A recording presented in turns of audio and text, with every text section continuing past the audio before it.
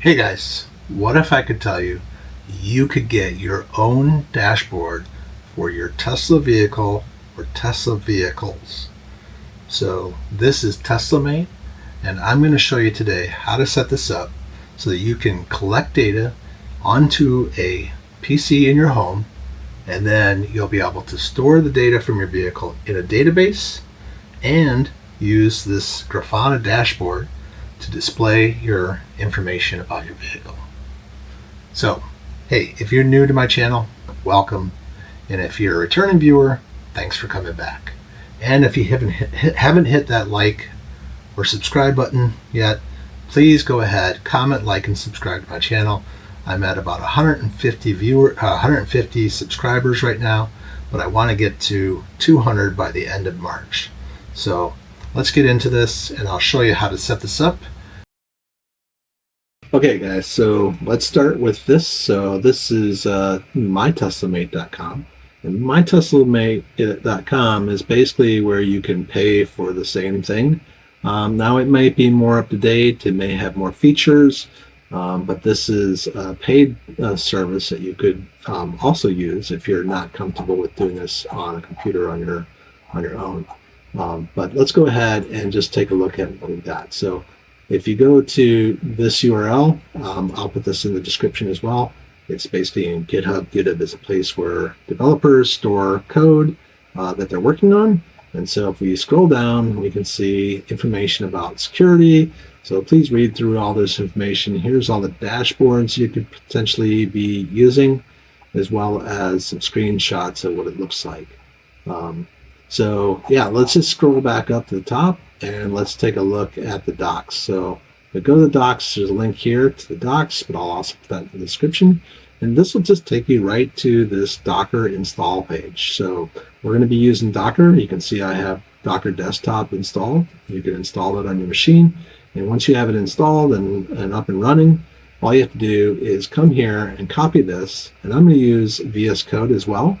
So VS Code is also a free tool, so you can download Visual Studio Code and basically create a new folder called TeslaMate, and then open that up in VS Code, and then a new file in here called Docker compose.yml,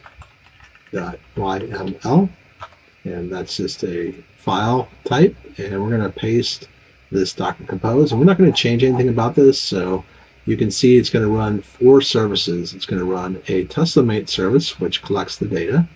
It's going to run a database service, which is going to collect all of the data in the database. So you'll have a database, and then you'll have also a Grafana instance, which is where we have our custom dashboards that are provided with this.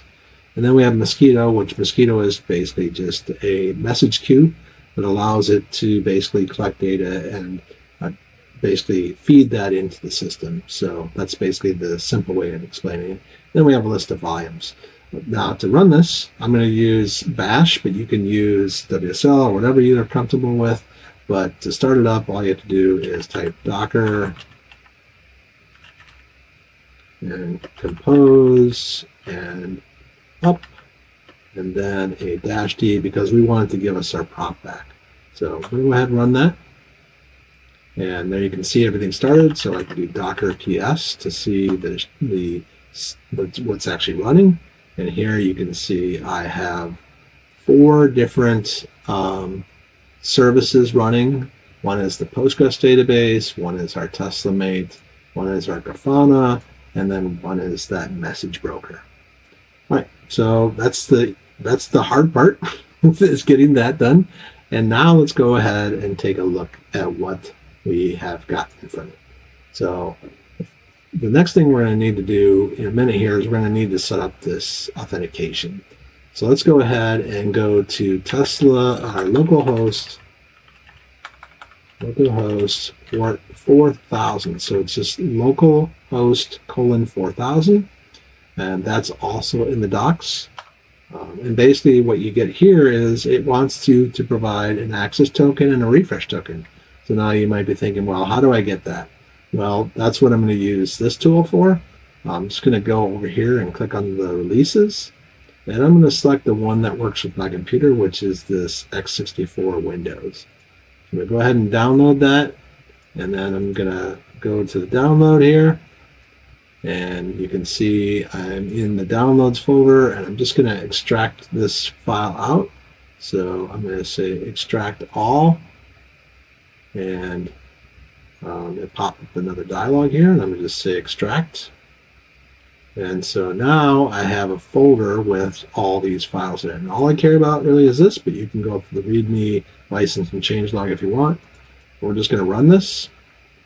Now, if you're running some protection software like Microsoft Defender, you may have to click more info and then click run anyway. And what this will do is it'll bring up this screen here, and this is going to ask you to log in to your Tesla account, the one you use when you purchased your vehicle, same account. Log in, and now it needs my password, so I can get that. I'm using LastPass, so I'm just going to go to Tesla.com and then use LastPass because it knows what my password is here. I'm just going to copy the password, and then I'm going to come back to that program, and I'm going to paste my password in and say sign in.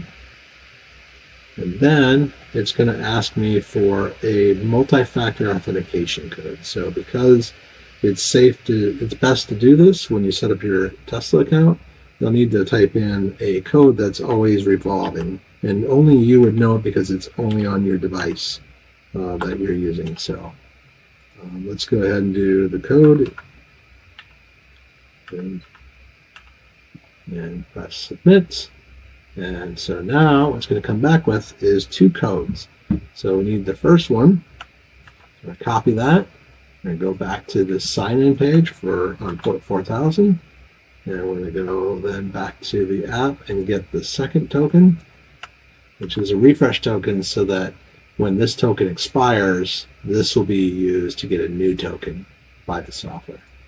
All right, so then we just have to go back to this page and put that next token in and click sign in. And there you go. Now we're in, and you can go here and create geofences. That's not required, but if you're interested in that, go read the TeslaMate docs, and it'll tell you more about that. You can basically just create like a thing in here for where you're located. So you can like come in here and just say East Moline, Illinois, and it will zoom in there, and that's basically the Quad City area.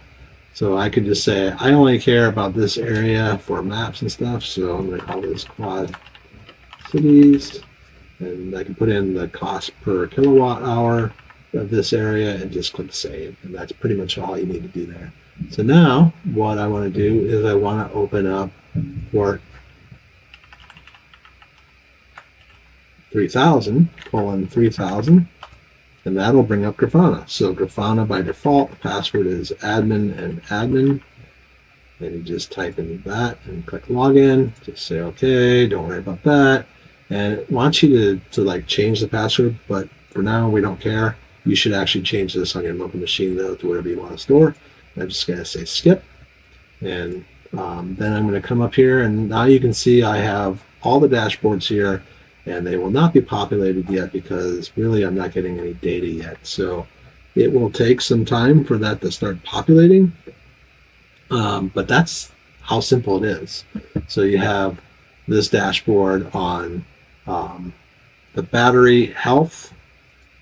You have this main page, which is the overview, which will give you some information about battery charging, charge level, charge details, states of your battery, whether it's charging or not. And you can see over here that it's currently showing that it's offline. So let's go ahead and wake up our vehicle with our phone. It's been sleeping for about an hour, so we should start seeing some new data come in here in a second. Now this is like the refresh rate, how often you want this screen to refresh. And then this is how you can set like the time range that you want to see data for. So like it's set to 24 hours by default, but you could see like a whole week's worth of information here if you want. Now this information doesn't seem quite right yet. This is still not populated with my vehicle's information. Well, actually maybe it is, because I don't usually look at it in kilometers, but it seems like it's got some information now. and it knows my battery's at 62%. So we can go to charge level. Here you'll have like charge level over 6 months. We could do it over the last 30 minutes, but it's going to always be the same for right now because we're waiting for data to accumulate in the application. So here you can click charging stats, and you can see information about charging stats of the vehicle, database information like how much data is being stored, what, for the different things, what the indexes look like. If you're familiar with databases, that would be of interest to you. And then we've got the drive stats. And since I haven't driven anything since I built this dashboard just now, there won't be anything in here. But once you start using it, you'll have all this information at your disposal to look at. Drives, individual drives with the vehicle, efficiency, so it shows the consumption, consumption gross, log distances, temperatures, driving efficiency, lots of great information.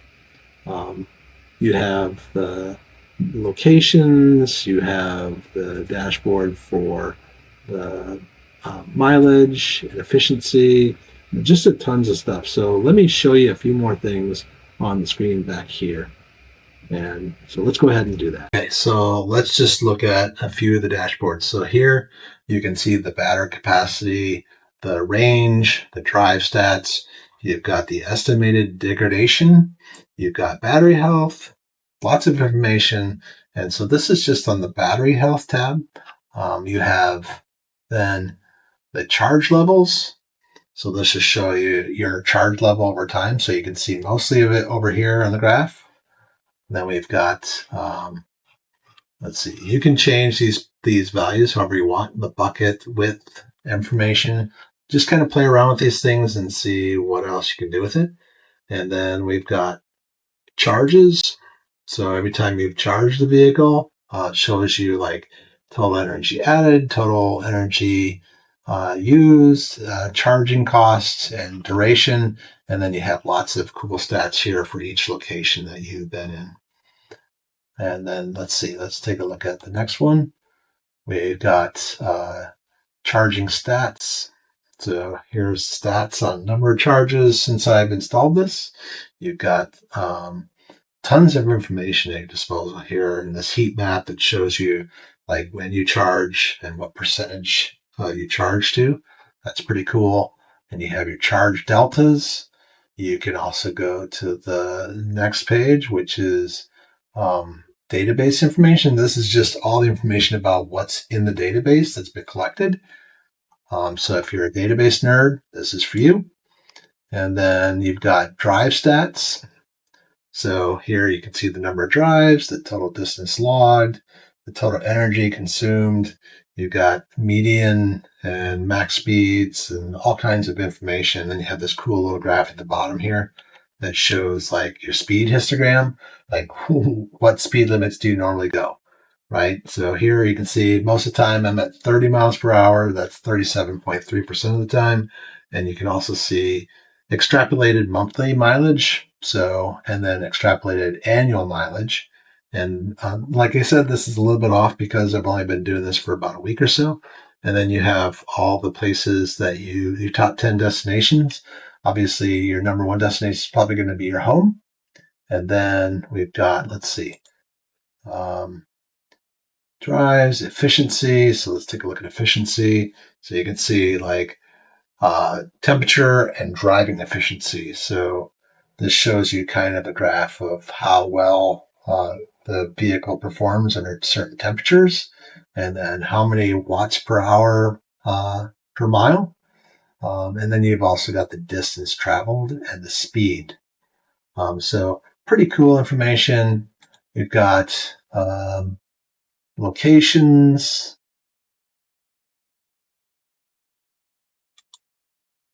So this just shows you where you're located most of the time.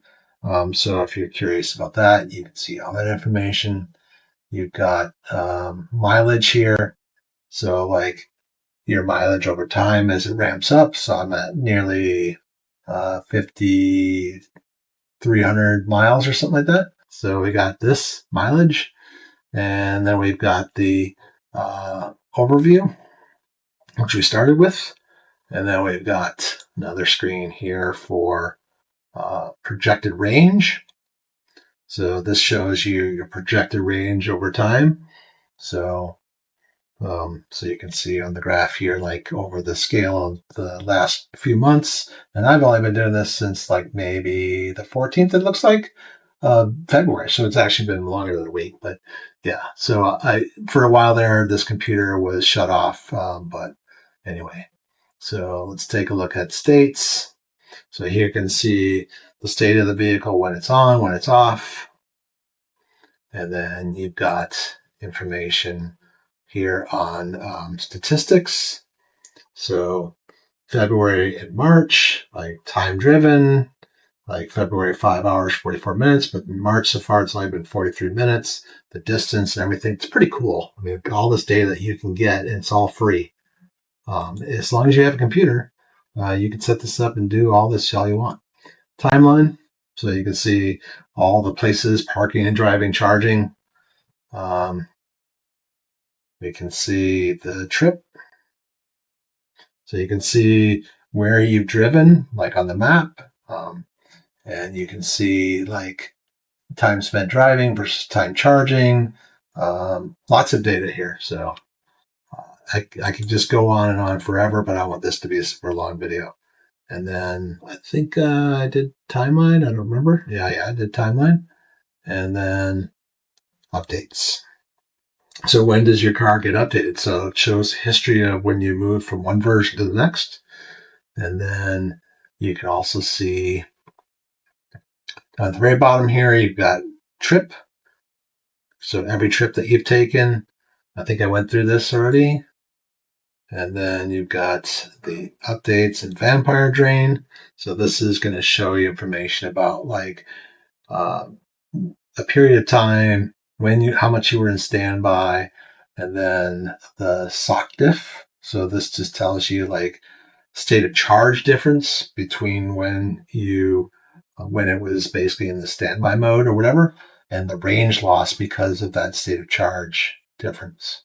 So yeah, great information. And then here we're going on the bottom and we have visited. So this just shows you all the places that you visited over a period of time. So like here, I have it set to 90 days, but if I set it to like the last, let's say I haven't gone anywhere today, really, the last 24 hours, you can see where you've been. And I've been nowhere. That's where I've been, nowhere. Okay. So that's it, guys. So thanks for watching. And if you like this video, please comment, like, and subscribe. Especially subscribe. I'm looking to get to 200 subscribers by the end of March. And as I always say in my videos, until next time, use technology to drive safe so that you can live life.